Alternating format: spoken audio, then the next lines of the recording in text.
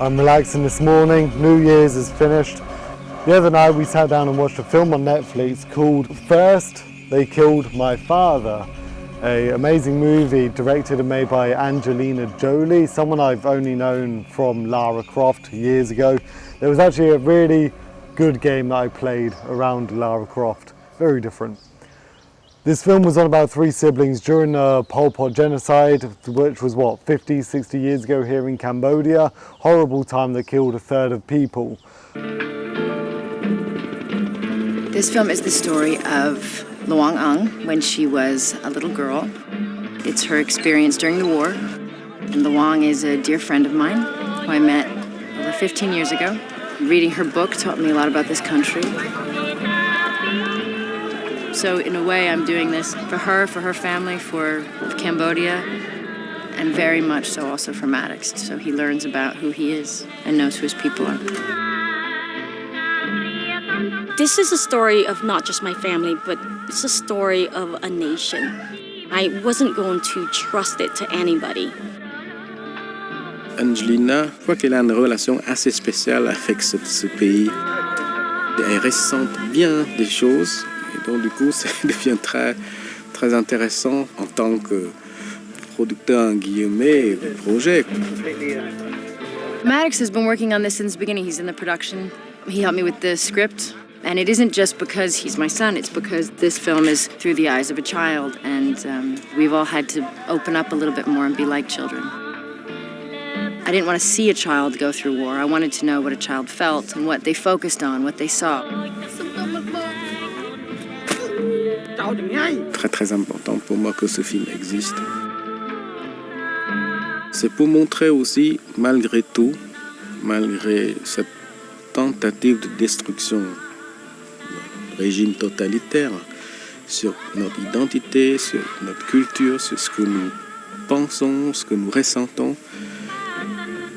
les Cambodgiens d'aujourd'hui sont capables de créer. If you know nothing about Cambodia and you see this film, you won't just think these are people that suffered through a war. You will think these are really interesting people. Their roots and their personality, their humor, their love of music, their culture, it's all of that. It has to be, in the end, this love letter to Cambodian people. Amazing film, go check it out, really good if you have Netflix. Really opens your eyes to some of the real world suffering that's happening. But this video isn't about that. Angelina Jolie is moving to Cambodia. Now I know that she's been here a lot. I believe that she even has a holiday home here, stuff like that. She adopted a child in 2002, Maddox. But what I wanted to make this video about is I looked briefly. This is a brief opinion of all these charitable philanthropy thing that she's done. But also, I want to ask you, when you look at someone who does something good, but they also waste a massive amount of money, or they sort of have this life of pure wealth and riches, but also to do something good. When you see someone with a lot, but they are also doing good, is that okay? A part of me wants to say, if you want to be the person that really does good, you should live at a standard quality of life. But imagine if I had really nice place, swimming pool, cleaners, staff, my home is bought for $500,000, $1 million here in Cambodia, and then you see me go out on a nice motorbike with real Gucci on, not the fake stuff that you buy here, and give out things to kids. Something's wrong there, right? Part of being in Cambodia and having a 10-year plan here is to truly get involved and do what I can. I'm not saying I'm going to be farming for rice in order to eat. That's realistically not what I'm going to do. But at least be able to be here, boots on the ground, as some of you have said, and do what I can within my own means. So let me go through some of the things that Angelina Jolie has done that's good, that's amazing. I'm sure she's affected millions of lives through her level of fame as being an actress and through money, but also what she's bought. And I want you to tell me your real opinion in the comment below. What do you think? Because I have two minds to this. Have a look at what she's done, hey?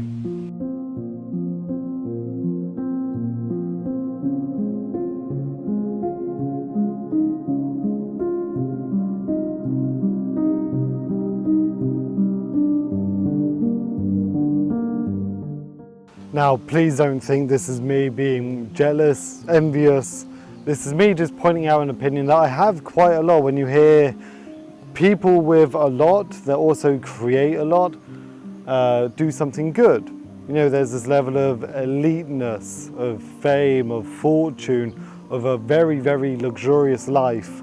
But also they do these things for people that are incredibly suffering on a daily basis. So let me just say a couple of things that Angelina Jolie has bought. It's been recorded. This is through travel.com. So yachts or yachts to travel by the sea. So her and her then partner Brad Pitt spent a jaw-dropping $322 million on yachts.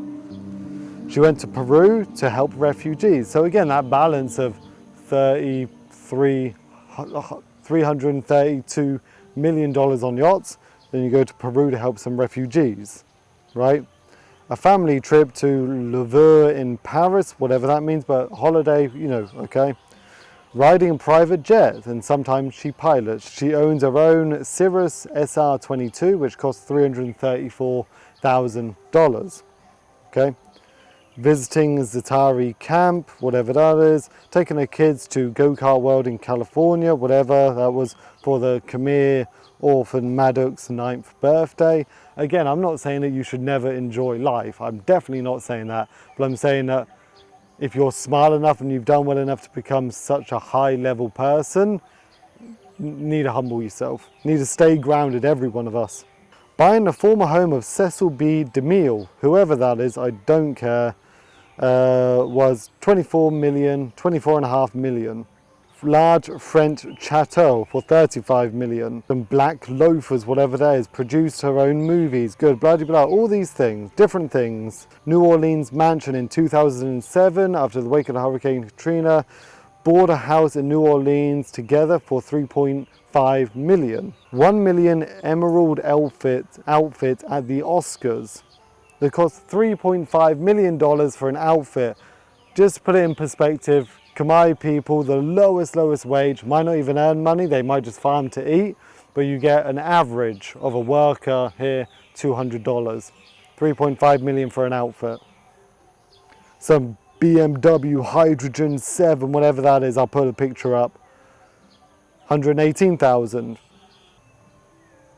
They were renting out a home in London for $50K a month. So again, I just want to highlight how we put people on these pedestals. We all do it with someone. I have a musician, Nako Bear, who I put on a pedestal. But it's just interesting how we want to point out these little things. The idea, and I might be completely wrong, I don't know every detail of what she's done, but if you're renting out a home for $50K and you're talking about all these good things and you're buying things for multi-millions of dollars, but you're talking about the people that are suffering, are you really that connected? Look at me, guys, I'm here in Cambodia. Look at these poor children. This is me. Look at me, guys, I'm here in Cambodia. Look at all the poverty. I've helped out these Khmer sisters. I still go home to a little bungalow with a community swimming pool, and I could buy myself some Walker's crisps, sit down and watch Netflix. Imagine that on a larger scale. I'm going home to my mansion in my BMW in America, UK, wherever I want to be at this level. It's very different. Now I want to give you the other side of what she's done. She's made a massive relationship to here, the beautiful country, the beautiful people in Cambodia. She made her film Lara Croft in 2001. Again, probably made a lot of money from that. Again, the beautiful temples, I think they shut it down for that. And then she realized the horrible events that had happened here. She adopted her first child, Maddox, in 2002. Over the years, UNHCR Goodwill Ambassador, later Special Envoy focusing on displaced persons, advocating for their rights. She has also been involved in various humanitarian projects in Cambodia, including conservation work and efforts to improve living conditions. So I'm not dismissing that she's done amazing things, and it's a great achievement and blessing for those people that she's affected. But I do want to just ask you, please don't be offended by this. If you love Angelina Jolie, sure, I couldn't care. But I do want to know, what do you think about those with great wealth, fame, power, stability, comfort, luxury, trying to, or doing good, doing great for people who need the help, but you can see that divide? I look up humanitarian aid workers. There's an amazing guy, Indigo Traveler, on YouTube, check him out. Normal people who are out doing amazing work that you're never going to know the name of. They're never going to be seen in a nice car, maybe never even have a car. You know, they work, they live on site, they do amazing things. Shelter Box was an amazing one based in the UK. I loved what they did. They're really good. Yeah. But yeah, comment down below, guys. What do you think? Tell me about stories of famous people you know.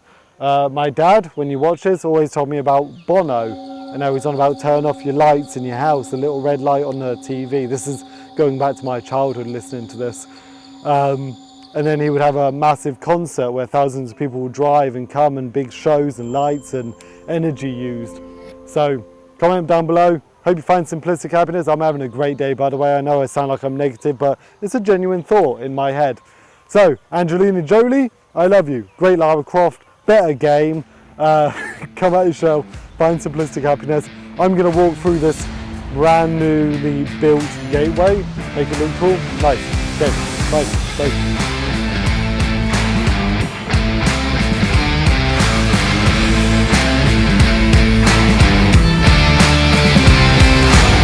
If I'm going to get any hate for this video.